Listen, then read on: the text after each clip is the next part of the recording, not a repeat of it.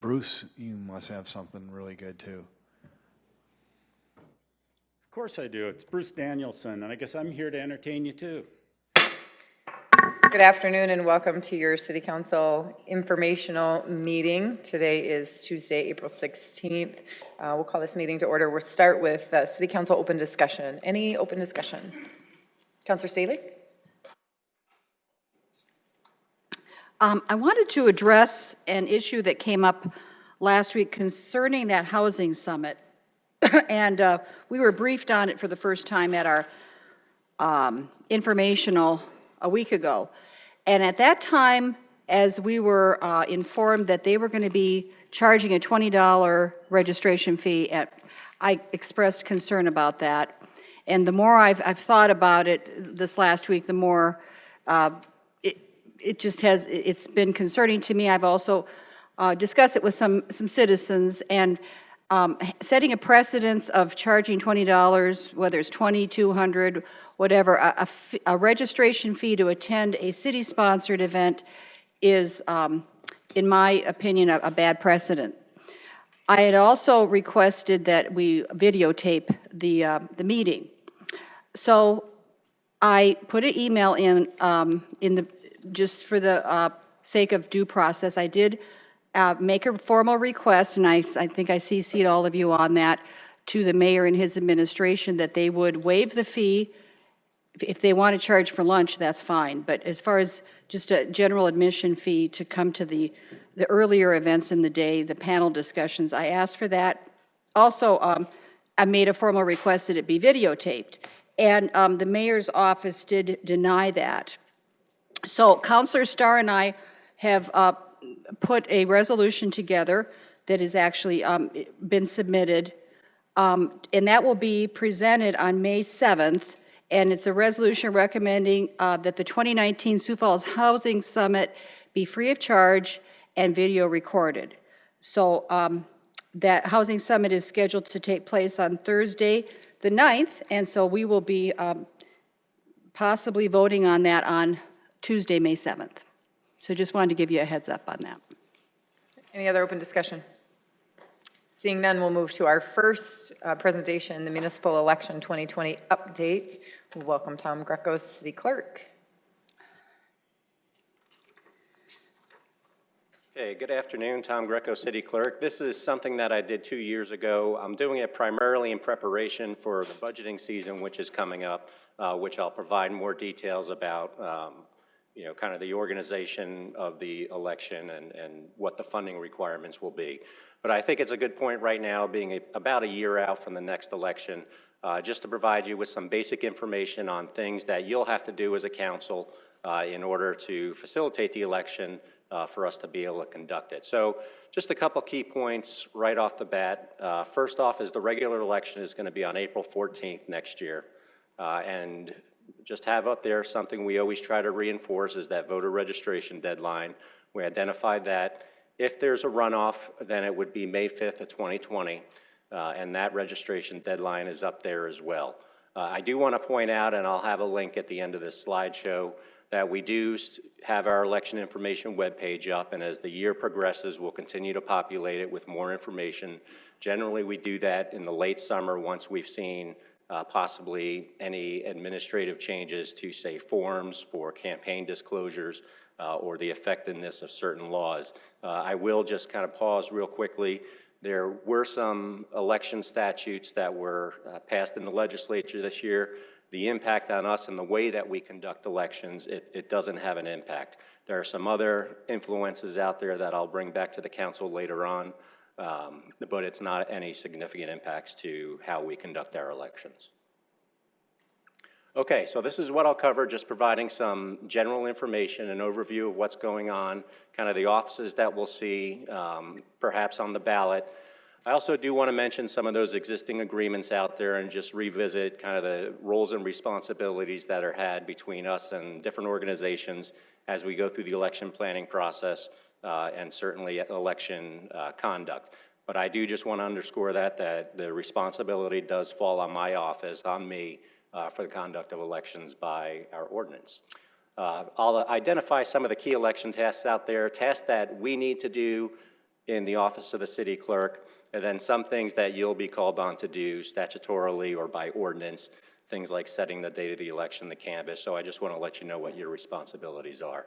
And then just finishing with some additional resources that are available. Okay, so general information. Right now there will be 4 offices available for the ballot. Those include the at-large council members, Southwest, Northwest, and Northeast District council members. Those terms expire. Each person in those positions right now is an incumbent and is entitled to a second term, I'll note. The other thing that's important to note is that what could possibly also be on the ballot as well, just as is the case every year, there could be charter amendments, there could be other ballot questions, either referenda or initiatives, and there could be a school board race on there if the governing bodies decide to choose to have a combined election. So that's just a snapshot of what people may expect on the ballot next year. Okay, just some general information, and this is really these are really the key areas that a lot of folks focus on. I'm not gearing this presentation particularly to candidates, but if they do come back and review this, and certainly for you all, some very important things to consider out there. The first are the requirements that people have regarding campaign finance. In our city, what we've done, and this is authorized by statute with some minor exceptions that are outlined in our Code of Ordinances, we've generally adopted the campaign finance laws of the state. So that's South Dakota Codified Law 12-27. There are some minor variances in it, which include basically the timeline for submission of certain campaign finance documents. Again, those exceptions can be found in our city ordinance. The other thing that's important is that the provisions that are applicable to legislative office also apply to our candidates. That generally comes down to campaign finance limits, so we follow the finance limits for legislative office. There are a variety of submissions throughout the course of one's candidacy, and I'll provide a more in-depth overview sometime in the fall about what those requirements are, but do want to underscore the fact that it is the candidate's responsibility to make sure that they're complying with the law. But it does present some requirements to each one of those candidates, and we just want to make sure that they understand where they can find the information in terms of when they need to provide certain information. Nominating petitions, so this is really a question that often gets asked is, can I start circulating my petitions now? The answer, if it's not within the time period I have up there, the answer is no. You can only circulate petitions, in this case for the 2020 election, beginning on January 31st, which is a Friday, and they must be submitted no later than 5 p.m. on February 28th, which is the last Friday in February. A few things to note on there. Number one, we do use the state form, and that's by statute. We have a requirement for at-large members and for the mayor for that matter. There's a 200 signature requirement for these petitions. A valid petition gets one's name placed on the ballot for the particular office that they've identified. District council members require 50 signatures. Some of the existing agreements out there, as I mentioned before, we're responsible for the conduct of elections, but just in the due course of some of the capabilities that our partners down at the county have, they, by agreement, currently, and this kind of simplifies it, there are some other items in there, they manage vote tabulation, so on election night, they actually staff the machines and run several of those processes that help to tabulate the votes, and they also run the absentee voting process. That again is something that we generally staff on our own. We certainly get assistance from the county, and this past year we even hired some additional part-time workers to assist with that. But the key is we have a great relationship with Minnehaha County. It's convenient because it's right up the road from us, and we do work hand in hand when it comes to conducting these elections. Same goes with the Sioux Falls School District. We do have an agreement that is between them and us, and if we do choose to combine elections, generally what this agreement does is it outlines roles and responsibilities, and most importantly, it identifies the cost sharing between the city and the school if such an election is to occur. And just one other final note, we do, again, have very strong relationships with these other organizations. We work closely with the Lincoln County Auditor, of course, for all of the Sioux Falls folks south of 57th Street, Secretary of State's office when needed, and certainly other departments. Mostly other departments when we're in the process of actually conducting elections. This past year, by my count, I think we had well over 100 people from throughout the city involved in one way, shape, or form in pulling off the election. Everything from delivering supplies to processing worker pay to things like that. So it's a very significant endeavor. Okay, some of the key tasks that we're going to start doing that we'll be doing over the next year, several of which we've already started now. I do want to say again that one of the reasons I'm giving this presentation to you is just for awareness, but also within the next couple months you'll be seeing the 2020 budget from the council, and it will, show an increase obviously from this year, and that'll be due to the election. I do anticipate some differing costs based on just the cost of obtaining supplies and doing things like that, but I'll come back to you at a later time with a little more fidelity on what that looks like. Some of our key tasks, we manage all campaign finance reporting. It is a reporting, it's again something that's the responsibility of the candidates. We do try to provide them as many resources as possible so that they could get the right information in and on time. Polling locations, we coordinate those locations. Very often we work closely with the county and with each of the counties to make sure that we have identical polling locations between our election and what could be the primary or general election. Right now, we're also looking at starting the process of identifying workers, worker requirements. This past year, we needed about 245 to manage those election boards at each one of the precincts. I anticipate it'll be somewhere around the same for this next election, but again, we'll take a close look at that. And it's it's not tough to get volunteers. It's tough to get the right volunteers, and I'm talking just in terms of location within the city, because we have plenty of people that want to do it, but a lot of them may be outside of precincts where we actually need them. So we'll work on that. We're pulling our list together right now. And then other things like supplies and equipment, making sure we have those things. Publications that need to get out, those are very important in the statutory process for the election. And then ballot preparation and ordering, absentee voting, and then managing the official and unofficial returns only in the sense of making sure they get to you for an official canvass. So those are some of the key things that we're doing. We're starting now. I don't have listed up there, as I mentioned before, the budget process. That's really the one of the key aspects of this entire planning process this year. As we move into the fall, we'll really start picking up speed in terms of identifying specific requirements by precinct and certain things that are key tasks that we need to do as an office. Some of the key tasks for you all is obviously the budget. That's a big responsibility, even beyond obviously the election itself, but that's an ongoing process from my standpoint. I'll be working with Mr. Bixler, and obviously you'll have a chance to see that information as well, and that'll be considered later on this year. Setting the date of the election and identifying if it's combined with the school district. I mentioned that requires the approval of both governing bodies. We generally do that in early January. I did it in mid-December this past go around, but the bottom line is we have to get that done. It'll happen around the end of the year, the beginning of next year.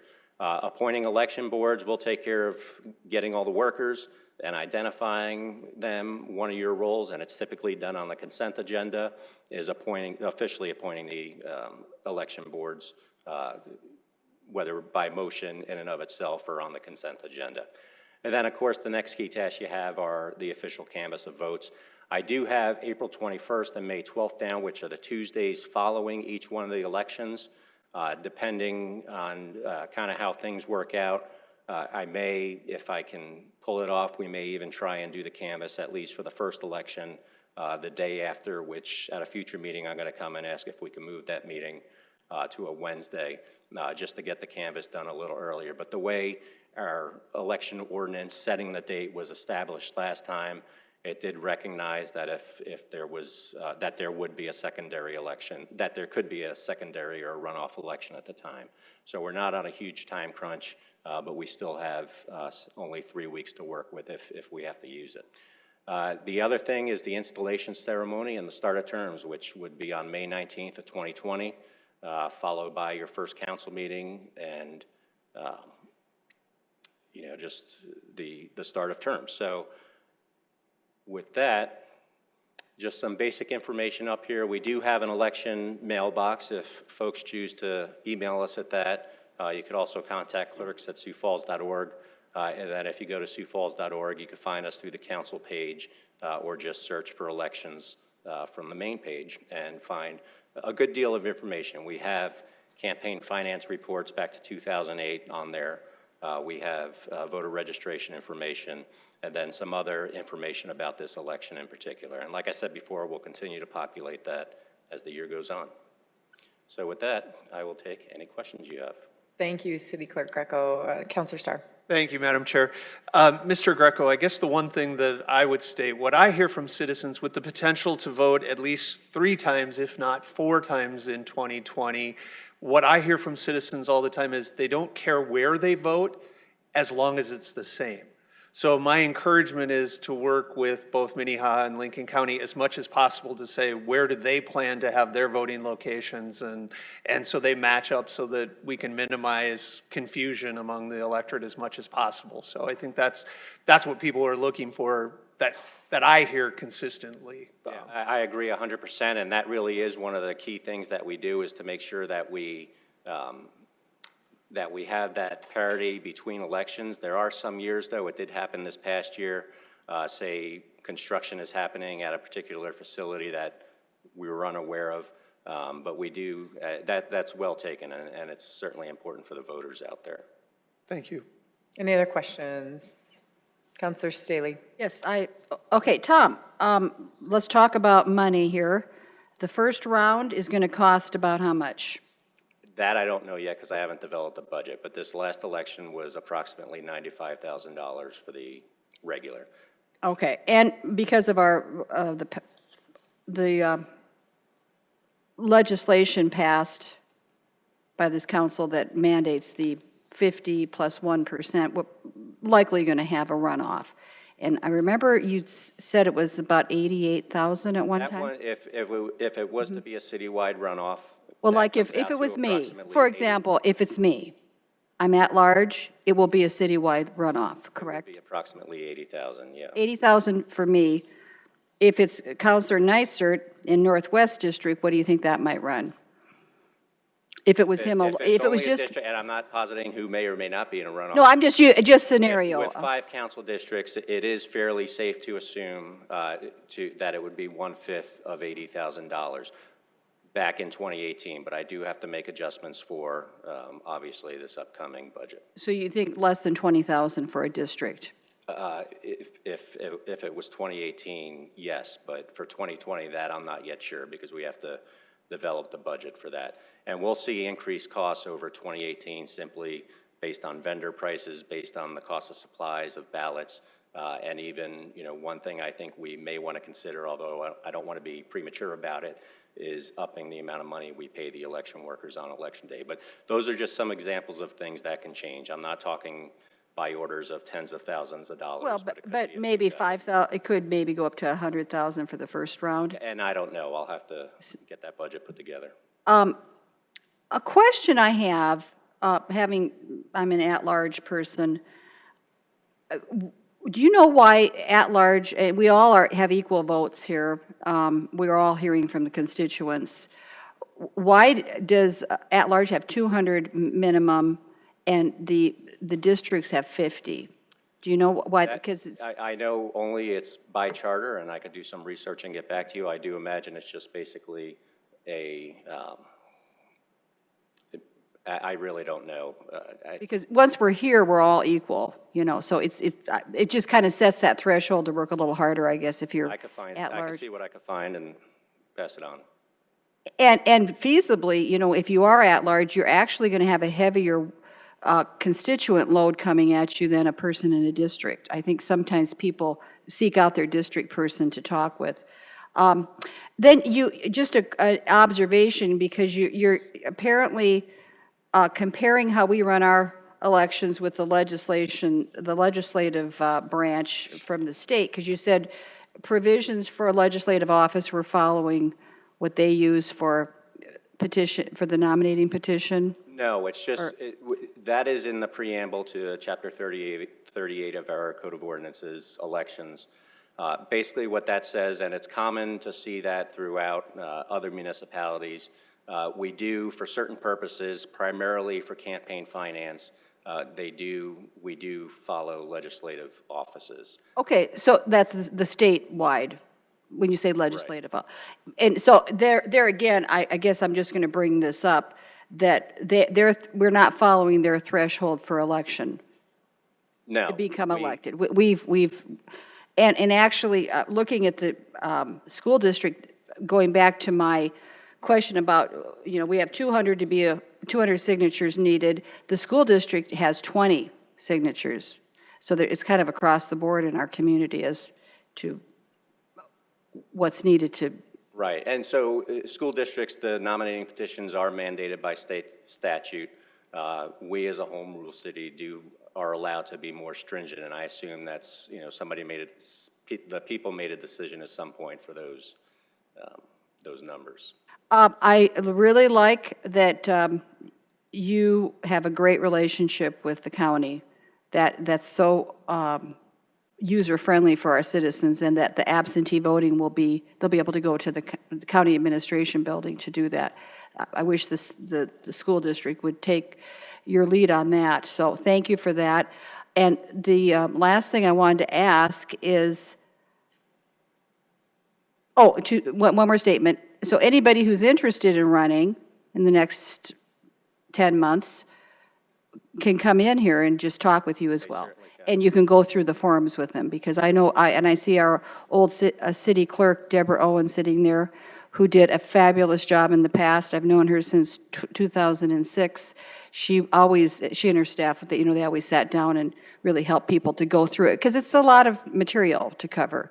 You don't want to miss anything. This past election, of all the candidates, we sat down for about an hour and a half with all but two of them.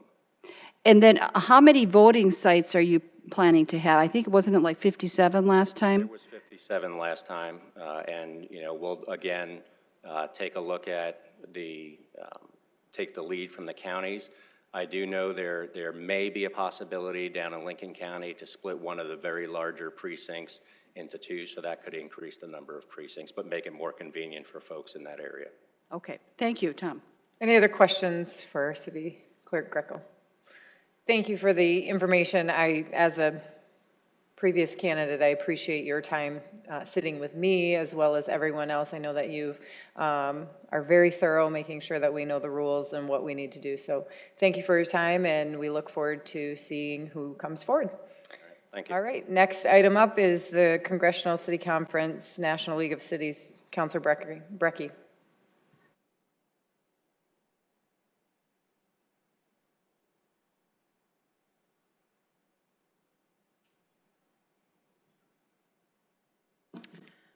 Thank you, fellow council members. I look forward to sharing my information and a summary of my attendance at the Congress of Cities in Washington, D.C.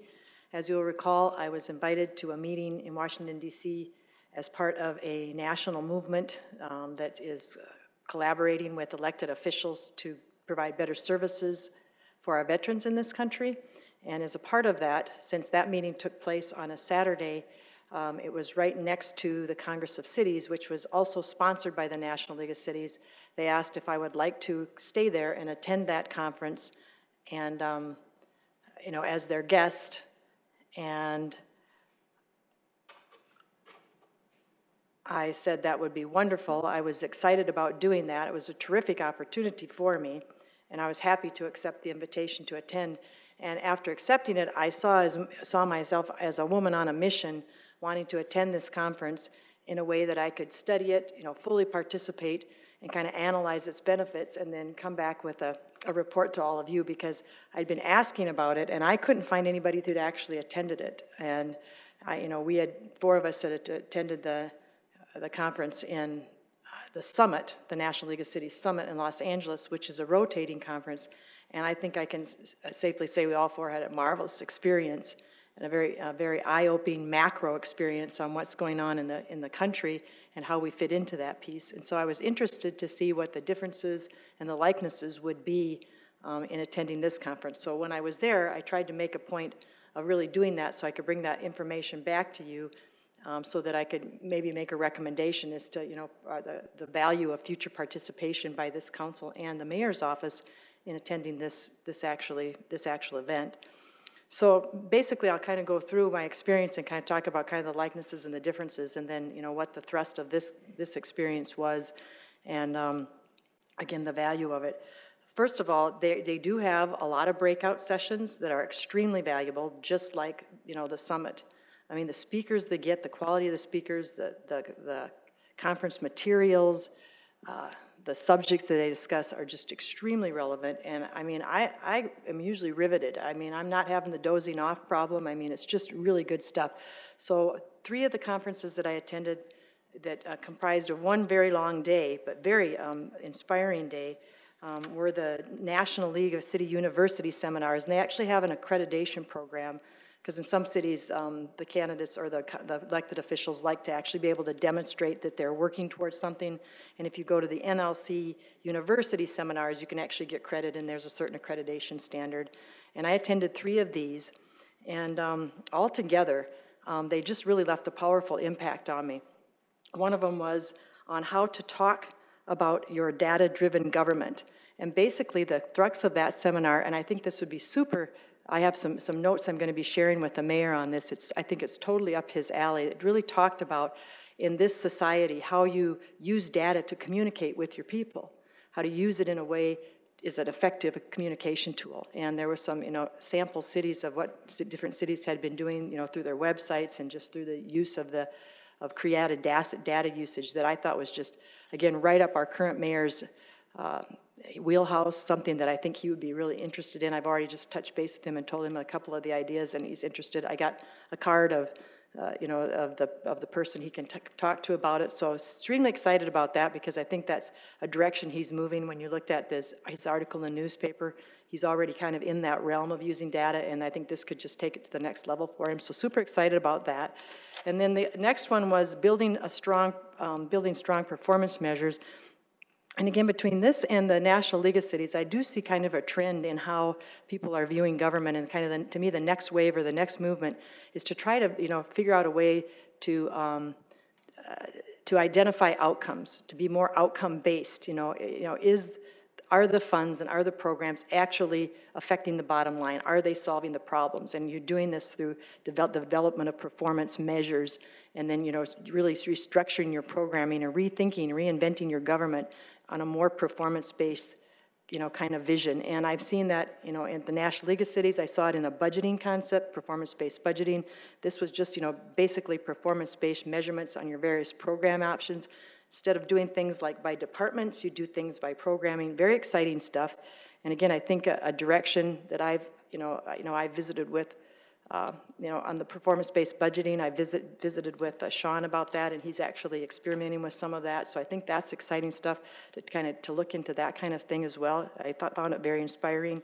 The next one was how cities can apply behavioral insights to evaluation and innovate and improve. And that's kind of a long title, but this was another one that I found just very creative and very interesting.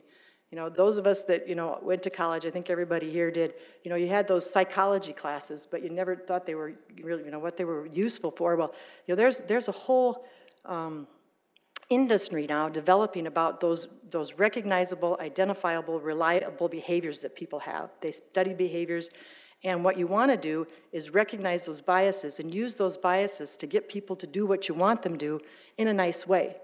So it's a very creative, way of how you can, in government, you can build on natural behaviors and, have a positive relationship with the public and get them to do what you want, but in a nice way. And a great example of it, and I thought it was so interesting, is they had worked with this community on, they had a long list of non-payment of water bills. People just were so slow and delinquent in paying their water bills. And so they were trying to improve that. And this company came in and looked at, what the letter said. And they actually changed one sentence to the billing letter, and it resulted in a $600,000 increase in the early payment of the bills. And the one sentence that they changed, and I still don't quite understand why that made so much difference, but the sentence said that it just added in the regular letter, said, the vast majority of our clients pay this bill within the first 10 days of receipt.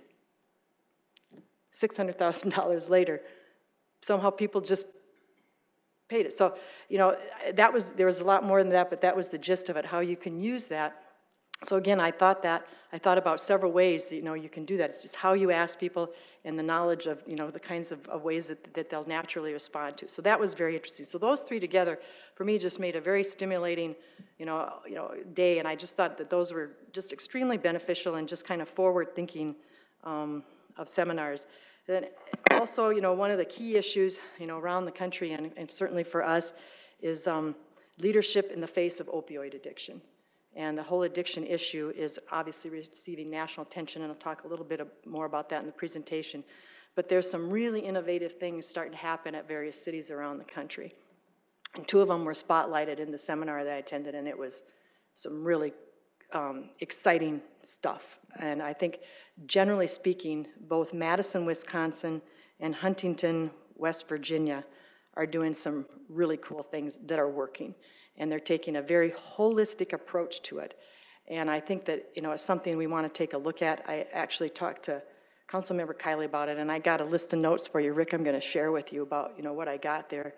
It was just so encouraging, to hear the success rate of it. But for example, they have in West Virginia, they have a team, and they've learned that, after overdoses, that within the first 24 hours after overdoses is the best opportunity to help someone seek treatment. And so they have an action team of 4 people. It's fire, police, I can't think of the third one, maybe it's health, and a minister, a clergy. And they have a van, they come out to the scene, and they try to get him to treatment right away. And he talked about, he said, you hang on to their hand tight and you don't let go until you get them into treatment. And they had a lofty goal of a 10%, receipt into treatment rate when they started, and it quickly spiraled into 30% and is now at 60%. They're getting people in by just getting them faster. So that was, one, very powerful, and that's just one of the things they're doing. There's a whole lot of other things. Again, they're taking this holistic view of the opioid addiction problem, and those were 2 cities that it would be interesting to take a look at. And I'll speak a little bit more about, on the national level, that issue as well. Then another really good, really helpful, interesting to me update, it was the legal updates. National or international municipal lawyers sent 2 attorneys over. They spoke for an hour and 45 minutes about the impact of what Kavanaugh's impact is going to be on the makeup of the Supreme Court and how that is likely to affect outcomes in municipal litigation, which was extraordinarily interesting. And they did talk about Wayfair versus South Dakota, and then a number of other cases, on the municipal law scene that I think were very relevant. Land use cases, zoning. They really did a marvelous job, and that was very interesting. Then that was the breakout sessions. But again, the speakers that they're able to get, since they're officed in Washington D.C. It's just a walk across the street practically to get people from Capitol Hill to come over and talk to you. So the level of the speakers was, very, very interesting and exciting. We did hear from Kellyanne Conway, President Trump's senior advisor, Jim Carroll, the National Drug Control Policy Director, Ben Carson, U.S. Secretary of Housing, U.S. Senators from Michigan and Indiana, and all of their speeches were very enlightening as how they view these issues from the macro perspective. Kellyanne talked about one of the president's biggest issues, and they believe it's a bipartisan issue. They really want to push a $1 trillion to a $1.5 trillion infrastructure budget.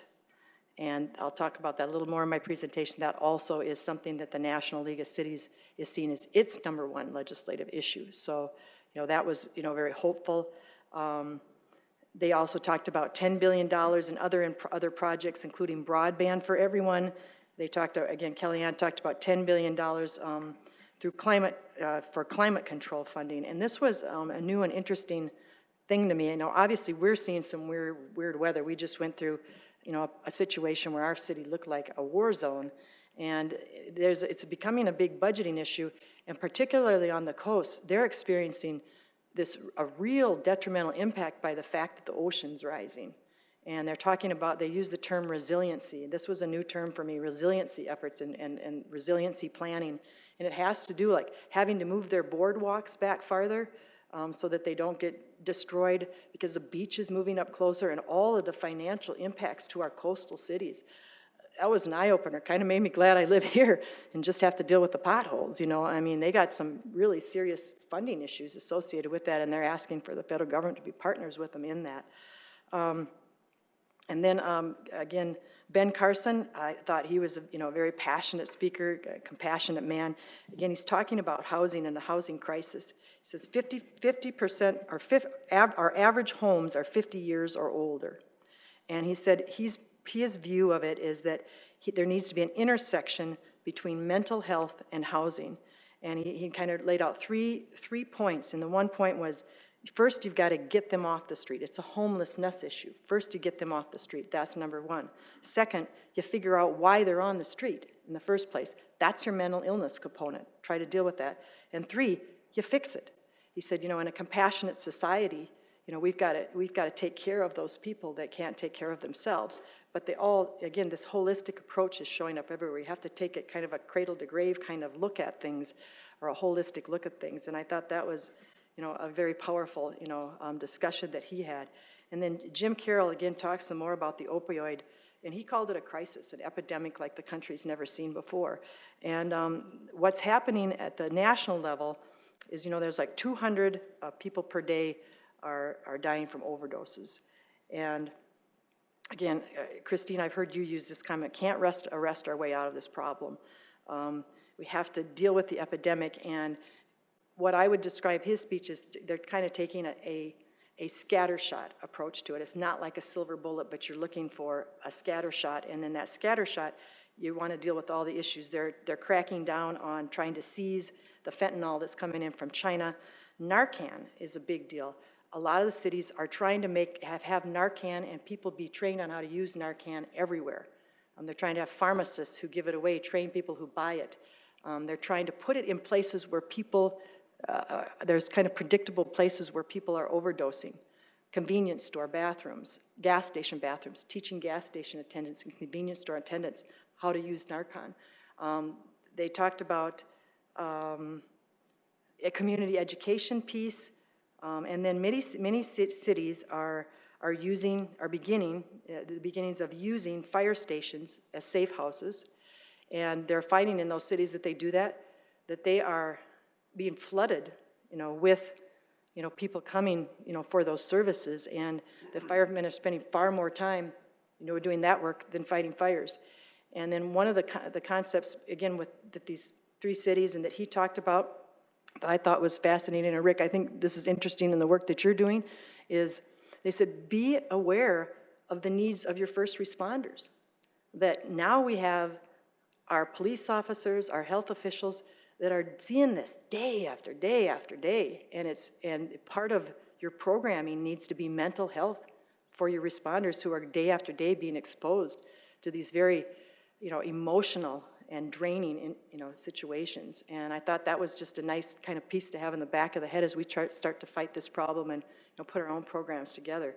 So again, in that whole area, what they're looking at is just trying to do a lot of things, but try to look at it, again, holistically, the whole mental health issue, the addiction issue. And one of the chants that was music to my ear, because it was something that I said on my campaign trail the whole time I was there, we got to quit treating, our addicts, and our mentally ill like criminals, and we got to start treating them like patients. And that was said by him, and I thought, wow, thank you. I mean, I think that's the starting point. Once you change that conceptually, everything else changes with it. So again, I found that all reaffirming and, very exciting stuff. And then just a couple of just, quotable quotes. One I thought was really good was from a senator or House of Representatives from Michigan. And of course, he was kind of singing to the choir, singing to a favorable audience, but he said, cities are incubators of innovation. And he kept saying it over and over. Cities are incubators of innovation, and we need to be empowered by the federal government. And then that spins into the next part of this discussion, which is really what is the big difference from this in the summit and NLC in California. And that is, this is a legislative summit. And the purpose is to get cities together and have cities speak to Congress in one strong, loud voice. And that's what you have in front of you. This is their one strong, loud voice that they're there. They actually did advocacy briefing trainings for the people that were going up to Capitol Hill. They helped the various elected officials set appointments with their congressmen. They grouped people up. We would have probably been with the Iowa, Colorado, Minnesota group, South and North Dakota, South Dakota probably, if we would have had, somebody from South Dakota there. I was there again, and I did have a meeting, but I was there in a different fashion, although I had a meeting on Capitol Hill, and I did drop this packet off in Senator Thune's office. I wasn't, signed up for that part of it. I just kind of took it all in and attended those to just learn again how that works and what they're doing. But I think that there's a couple things I want to point out in this when you look at it. This to me is what the Sioux Falls City Council should be doing. This is a platform. This is how you start in processes like we did in our budget discussions, and that's a beginning. But if you continue to work through a process, somebody doesn't just go say, oh, I think I'll just type this out. This is a process that ends up in a document like this where you have broad goals, and you'll see the broad goals that they were presenting to Congress this year. The number one thing, and then Karen Freeman Wilson, who's the president of Congress of Cities, got up and kind of in the general session kind of preparing the group. And again, there were 2,000 people there, so about half of what's at your other conference, preparing them for storming the Hill. And then, again, having this advocacy preparation where they give you speaking points and 1-2 steps, and the littler pamphlet, just kind of is giving you your speaking points and how to handle yourself up there when they had 158 meetings scheduled, and about, I think, around 1,200 people, stormed, Congress that day. And I think that does have a powerful effect. Again, the number one thing for them was infrastructure, is what Congress of Cities is saying is we need to rebuild our country, and we need to work hand in glove with the Congress on that. And again, that was consistent with what Kellyanne Conway was saying. The other 4 things that Karen Freeman Wilson talked about was housing. Again, Sioux Falls is number 1. Opioids, heroin, water systems, roads, bridges. We just went through our water reclamation thing. Again, that turns out to be a nationwide issue. Our roads, bridges, again, that's that whole infrastructure piece, race and equity. So, in looking at it, I guess, and then the differences, the only real differences to me between this conference is this conference, didn't have a big exhibit hall with all the exhibitors and all the freebies and all the sales pitches. None of that. They did have some sponsored events, which were very, very pleasant, very fun. And no mobile seminars or offsite workshops. This was, a legislative format, a grouping of the cities with the desire for the cities to speak in one voice. Again, National League of Cities has 19,000 member cities, and which represents from a constituency base of 270 million people. They have 49 leagues, state leagues. Sioux Falls or South Dakota has been a member of National League of Cities since this is the 1930s, one of the earliest and first. And again, I spoke last week about apparently it all started when the railroad was coming through and there was competition for it, and the cities need to speak as one voice as to how this would be done. And so that's what they've been doing ever since. So and I loved her comment, another quotable quote, just wanted to share with you. Cities need to speak to Congress with a single voice. And she said very powerfully, we are not special interests. We are your constituents. She said, we're special, but we're not special interests. And I thought that was a very powerful statement, a powerful message, to take to Congress. We're your partners. Where are you working for? We're all working for the same here. So that was very cool. And then I would just say again, from a value standpoint, why should Sioux Falls do that? We can speak to our own congressman. We have a personal relationship with him. That's true. But what was pointed out at this seminar was when you're sitting there with Colorado and Ohio, or Colorado and Minnesota and Iowa and South Dakota and North Dakota together, and you're speaking them on their turf in Washington, it's different. It sends a message. And when you have 158 meetings all going on in one day on a Wednesday, and then you hit the airplane home on Wednesday afternoon, it sends a message. And if you look at the platform, this is a legitimate platform. These are the same issues we're facing. So for me, I can't thank everybody enough on the council and the city for allowing me to attend both, because together I feel, I don't know when my rotation and if it'll come up again, but to me, I just have a nice clear vision in my mind and confidence in my vision, because it matches up with what's going on federally. I've heard it from the highest levels, and so I can approach some of the decision making with a lot of confidence because of that. And as other council members get to rotate through, I just think it's extremely valuable, and I think it can move us on, to a similar page, with in a national level and on a local level. So I would recommend that in the future that we consider doing a 3+1, that we try to convince the mayor's office to send someone to the Congress of Cities as well, because that absolutely there's a lot of mayors that they could connect with and learn a lot about. I wish I'm going to be giving our mayor and Rick well, they already were familiar with what was going on in Lexington, but Huntington, but I'm going to give them that information, and you could have just walked right up and talked to him, if you would have been able to be there that day. So very cool. I think a very meaningful but different experience, and one that I would certainly encourage us to begin participating in. And I'm guessing any of us that went would have a similar experience than I do, a very positive one. So yeah, I really enjoyed it, and I think that's all I've got. So if you've got any questions, I'd be glad to answer them, or if you want to talk to me afterwards. But yeah, thank you again for giving me this opportunity, and I found great value in it. Thank you, Councilor Berkey. Any questions? Councilor Neitzer. Is this held in Washington, D.C., and is it about the same time every year? I believe so, yes, and that is the National League headquarters. Oh, okay. And, so they're headquartered out of Washington, D.C., so, I think when you talk to the senators, they know who they are.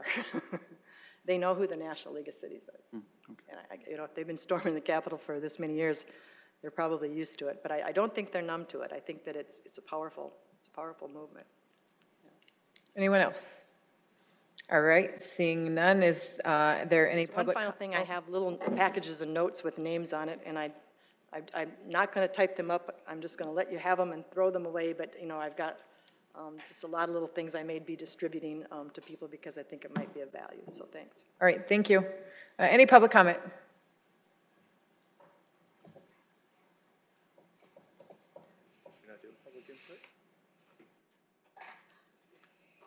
Bruce Danielson, Sioux Falls. I was tuning in, listening to the open discussion at the beginning of the meeting, and I wanted to say I appreciate the discussion that was brought up about opening up the process of the meeting that's going to be held. I believe that everybody should have an equal chance to go to these city meetings, not having to worry about whether you have to pay for the cookie or the lemonade that goes with it, or the coffee. And I think that everybody should be able to do these things and ask questions about all of these processes. And that ties into a couple things that I've been picking up on with the discussion that we're going to be hiring at some point somebody to be an internal auditor, go into the internal auditor to actually make that a functioning department. And I really think that this council needs to be discussing bringing in someone more as an inspector general type department instead of internal auditor. And I've written up a piece here that I actually had posted online that I'd like to leave with with y'all to think about as this decision moves forward. And because we have a problem downtown that is all, once again, tied back into these open processes, is the word on the street from First Friday was that we have a problem with the parking ramp and whether the parking ramp is going to be properly financed.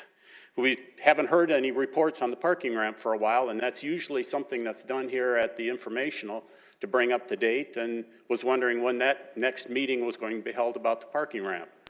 It would like to know where we're at on status on that. So thank you. Thanks, Bruce. Any other public input? Okay, seeing none?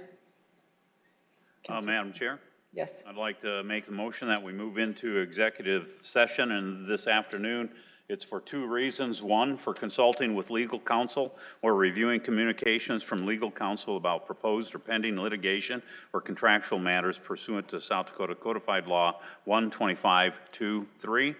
And secondly, for discussing the qualifications, competence, performance, character, or fitness of any public officer or employee or prospective public officer or employee.